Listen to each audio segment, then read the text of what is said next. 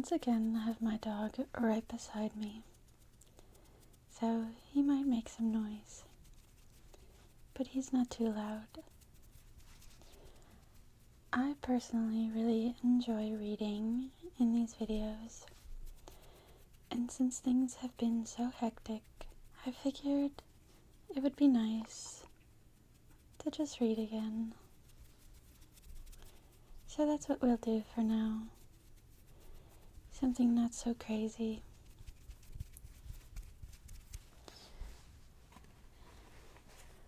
I'm going to be reading another fairy tale from the Grimm's brothers. This one is called Cherry or the Frog Bride. Now, I'm not sure I know this story, but as we read on I might. So, we'll just get right into it. There once was a king who had 3 sons. Not far from his kingdom lived an old woman who had an only daughter called Cherry.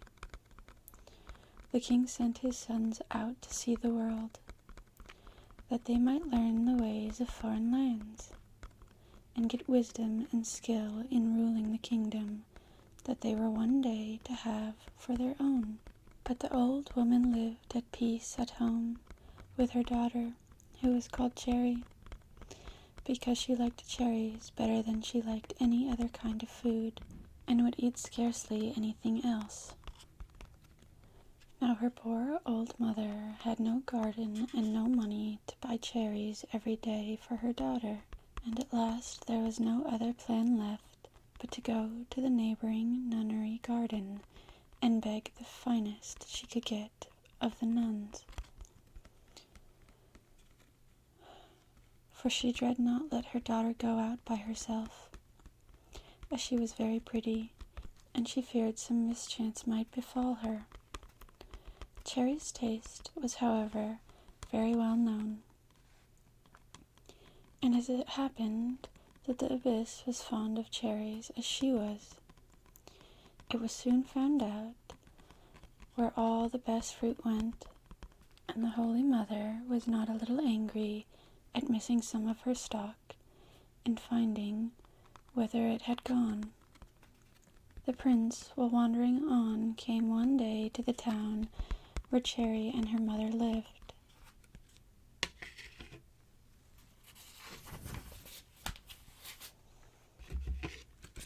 And as they passed the street, saw the fair maiden standing in the window, combing her long and beautiful locks of hair. Then each of the 3 fell deeply in love with her, and began to say how much he longed to have her for his wife. Scarcely had the wish been spoken that all drew their swords, and a dreadful battle began. The fight lasted long, and their rage grew hotter and hotter, when at last the abyss, hearing the uproar, came to the gate, finding that her neighbor was the cause. Her old spite against her broke forth at once, and in her rage she wished Cherry turned into an ugly frog, and sitting in the water under the bridge at the world's end. No sooner is said than done, and poor Cherry became a frog and vanished out of their sight. The princes had now nothing to fight for, so sheathing their swords again, they shook hands as brothers, and went on towards their father's home. The old king meanwhile found that he grew weak and ill-fitted for the business of reigning. So he thought of giving up his kingdom, but to whom should it be? This was a point that his fatherly heart could not settle, for he loved all his sons alike. "My dear children," he said, "I grow old and weak, and should like to give up my kingdom, but cannot make up my mind which one of you to choose for my heir. for I love all three, and besides, I should wish to give my people the cleverest and best of you for their king. However, I will give you 3 trials, and the one who wins the prize shall have the kingdom. The first is to seek me out 100 eels of cloths, so fine that I can draw it through my golden ring. The sons said they would do their best and set out on the search. The 2 eldest brothers took with them many followers and coaches and horses of all sorts, to bring home all the beautiful cloths which they could find. But the youngest went alone by himself. They soon came to where the roads branched off into several ways. 2 ran through smiling meadows with smooth paths and shady groves, but the third looked dreary and dirty and went over barren wastes. The 2 eldest chose the pleasant way, and the youngest took his leave and waltzed along over the dreary road. Wherever fine linen was to be seen, the 2 eldest brothers bought it, and bought so much that their coaches and horses bent under their burden. The youngest, on the other hand, journeyed on many a weary day, and found not a place where he could buy even 1 piece of cloth that was all fine and good.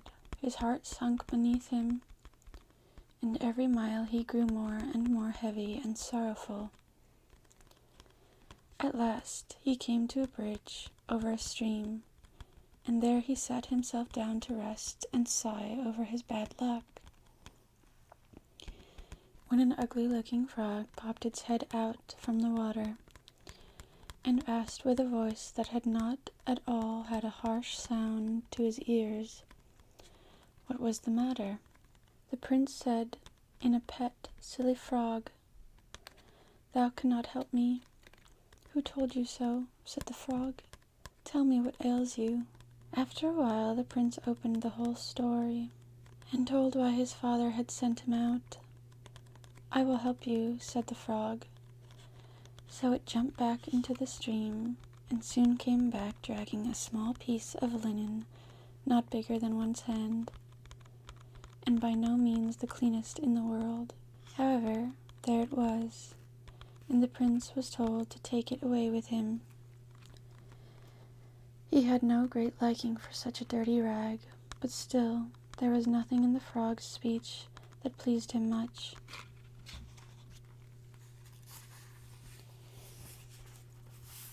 And he thought to himself, "It can do no harm. It is better than nothing." So he picked it up and put it in his pocket and thanked the frog, who dived down again, panting and quite tired, it seemed, with its work. The farther he went, the heavier he found, to his great joy, the pocket grow. And so he turned himself homeward, trusting greatly in his good luck. He reached home nearly about the same time that his brothers came up, and with their horses and coaches and heavy laden. And then the old king was very glad to see his children again, and pulled the ring off his fingers to try who had done the best. But in all the stock the 2 eldest had brought, there was not 1 piece 1/10 part of which could go through the ring. At this they were greatly abashed, for they had made a laugh of their brother, who came home, as they thought, empty-handed. But how great was their anger when they saw him pull from his pocket a piece of softness, beauty, and whiteness, was 1,000 times better than anything that had ever been seen. It was so fine that it passed with ease through the ring. Indeed, 2 such pieces should readily have gone in together. The father immersed the lucky youth, told his servants to throw the coarse linen the coarse linen into the sea, and said to his children, "Now you must set about the second task, which I am to set you. Bring me home a little dog, so small that it will lie in a nutshell." His sons were not a little frightened at such a task, but they all longed for the crown, and made up their minds to go and try their hand. And so after a few days they set out once more on their travels. At the crossways they parted as before. The youngest chose his old dreary rugged road, with all the bright hopes that his former good luck gave him. Scarcely had he sat himself down again at the bridge foot, when his old friend the frog jumped out, set itself beside him, and as before opened its big wide mouth, and croaked out, "What is the matter?" The prince had this time no doubt of the frog's power, and therefore told what he wanted. "It shall be done for you," said the frog, and springing into the stream, it soon brought up a hazelnut, laid it at his feet, and told him to take it home to his father, and crack it gently, and then see what would happen. The prince went his way very well pleased, and the frog, tired with its task, jumped back into the water. His brothers had rushed home first, and brought with them a great many very pretty little dogs. The old king, willing to help them all he could, sent for a large walnut shell, and tried it with every one of the little dogs. But one stuck fast with its hind foot out, and another with its head, and a third with its forefoot, and the fourth with its tail. In short, some one way and some another, but none was at all likely to sit easily in this new kind of kennel.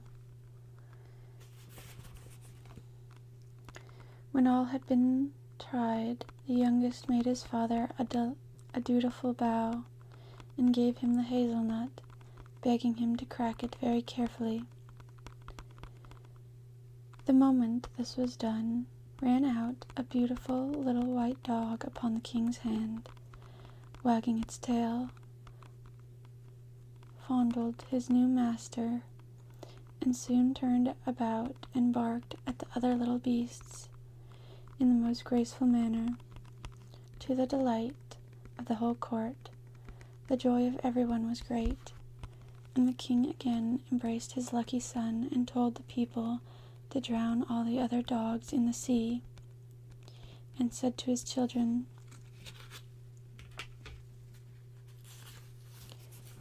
"Dear sons, way's tasks are now over. Listen to my last wish. Whoever brings home the fairest lady shall at once be the heir to my crown." The prize was so tempting, and the chance so fair for all, that none had any doubts of setting to work, each in his own way, to try and be the winner. The youngest was not in such good spirits, as he was the last. He thought to himself, "The old frog had been able to do a great deal for me, but all its power must be nothing to me now. And where should it find me a fair maiden? Still less a fairer maiden than was ever seen at my father's court. The swamp where it lives have no living things in them, but toads, snakes, and such vermin."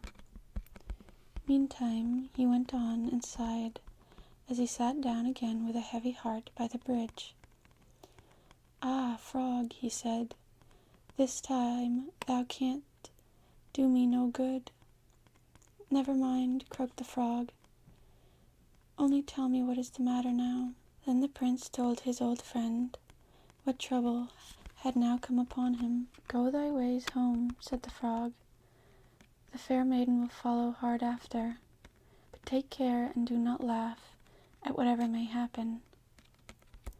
This said, it sprang as before into the water, and was soon out of sight. The prince still sighed on, for he trusted very little this time to the frog's word. But he had not set many steps towards home before he heard a noise behind him, and looking around saw 6 water rats dragging along a large pumpkin like a coach. Full trot. On the box sat an old fat toad as coachman, and behind stood 2 little frogs as footmen, and 2 fine mice with stately whiskers ran before as outriders.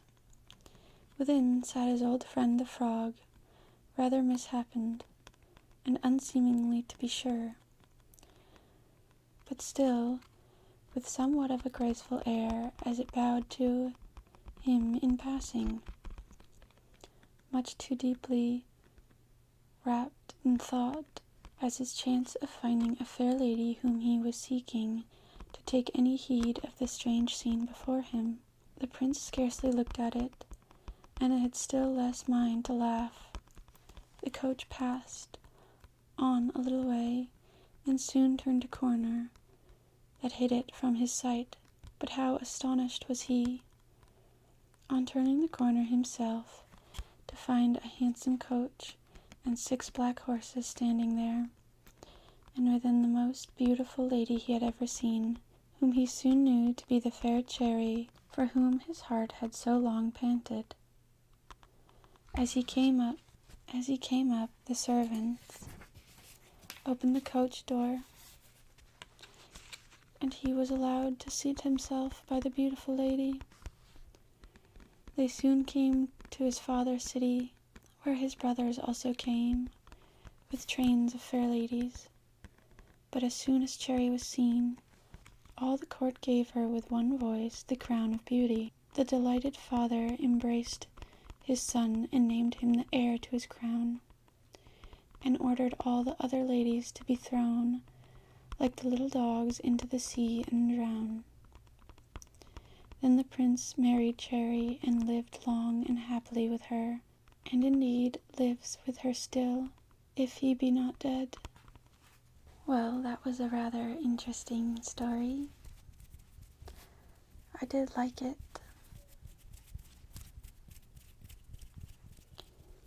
But I had never heard it before. I will let you go from here, though. I hope you're feeling relaxed, and I will see you soon.